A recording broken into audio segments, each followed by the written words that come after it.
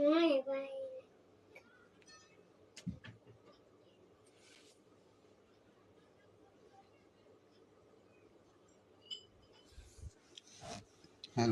good afternoon.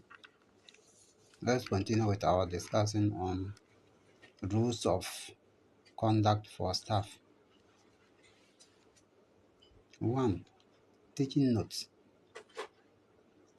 A teacher shall prepare relevant and adequate teaching notes for his or her work in advance. So that is to say, you must prepare your notes ahead of time, probably during the weekends before the week starts. You can prepare it either on Saturday, Sunday. Then on Monday, early in the morning, you present them to your head teacher for or headmistress for vetting. And your notes must be relevant to what you are teaching. Relevant and adequate. You don't just put anything on paper. It should be relevant and to give the student much information and assist them to know what they are supposed to know in the lesson. And so we should be well prepared and equip ourselves for the class. Number 2, it shall be the responsibility of the head of the institution to see to it that this is done. Yes.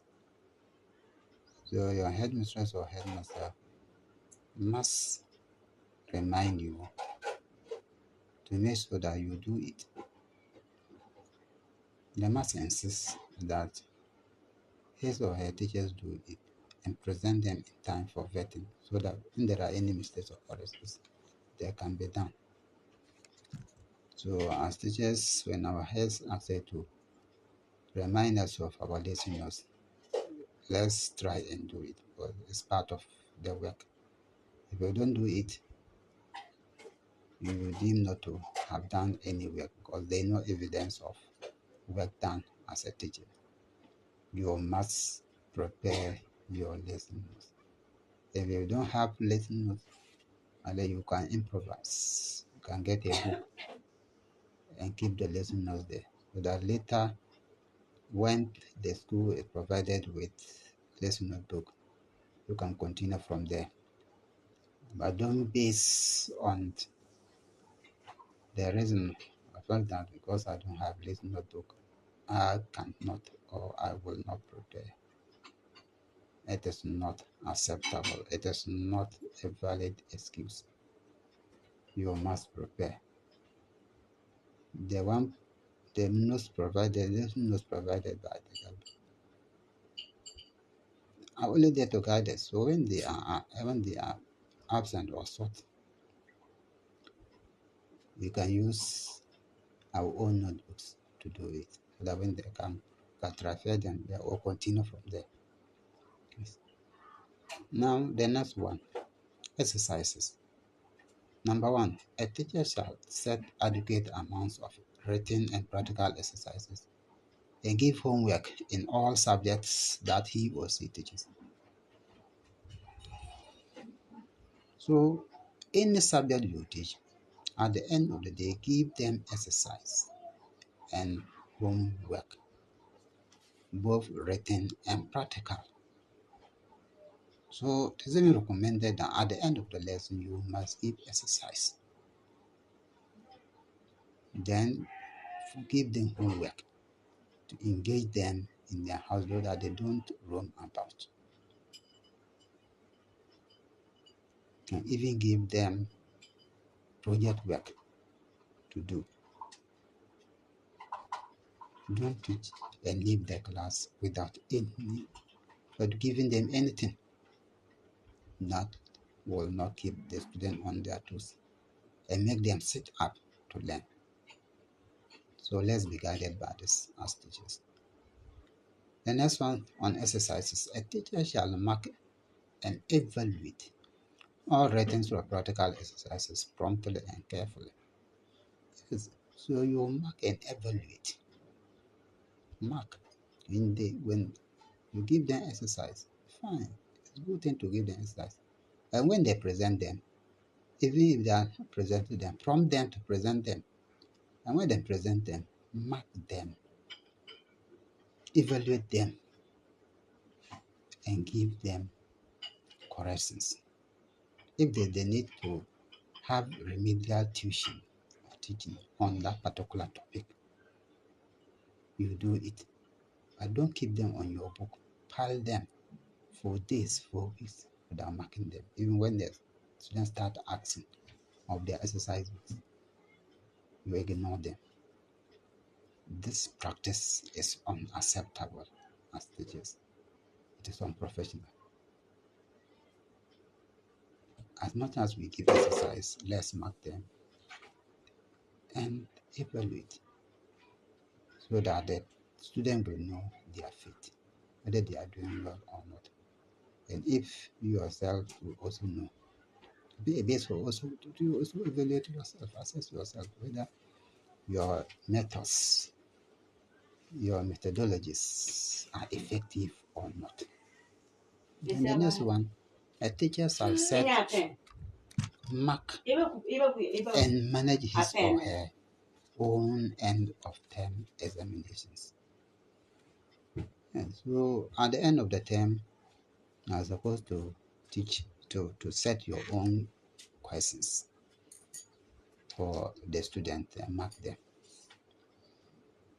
Don't send them to outsiders, to external exam bodies to set their questions. No, don't allow them to do that. You can set the questions and send them for printing or typing, but don't allow them to set their own marking scheme, a scheme of learning, scheme of work, set their questions for you. So your work is just to mark.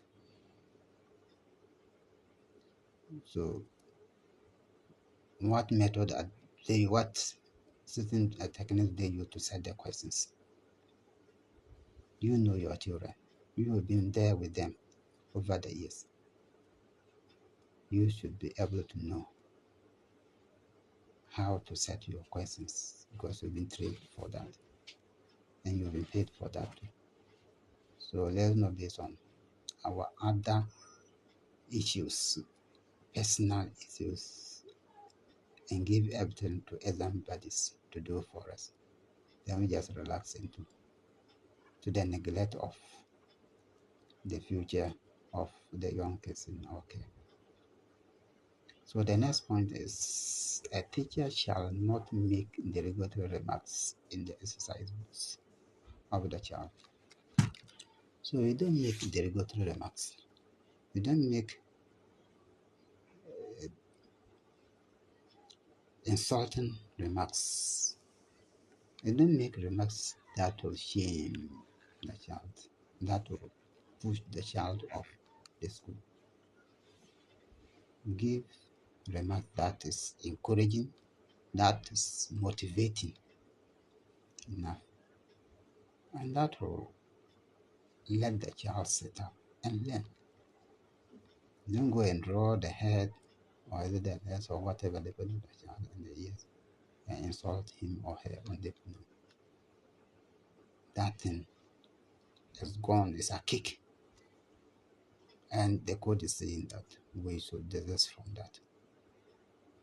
This code we are going through is the updated version of the 2008 one, and this is 2017, the current version.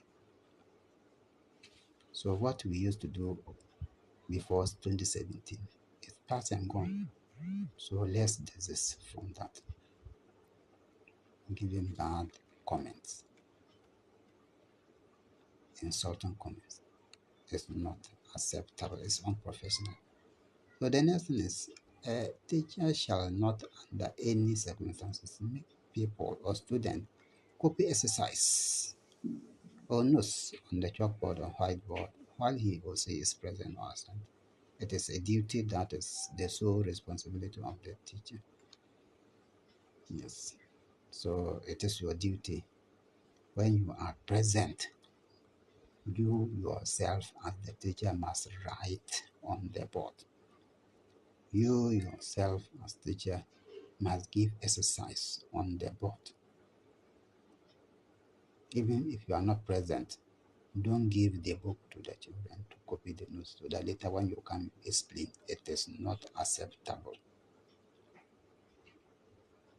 Write it yourself. When you are not around, leave it. When you come, you do it. That is the rule. That is the ethics of the profession. So those of us who are victim of this, let's from now on desist from giving notes to students to write on the board or exercises to write on the board for their colleagues to copy. It is abolished. So at this point, let me stop here and then follow up with another exciting video on let's learn together and what a teacher must know. Thank you very much and I hope to meet you again in our next lesson. Thank you.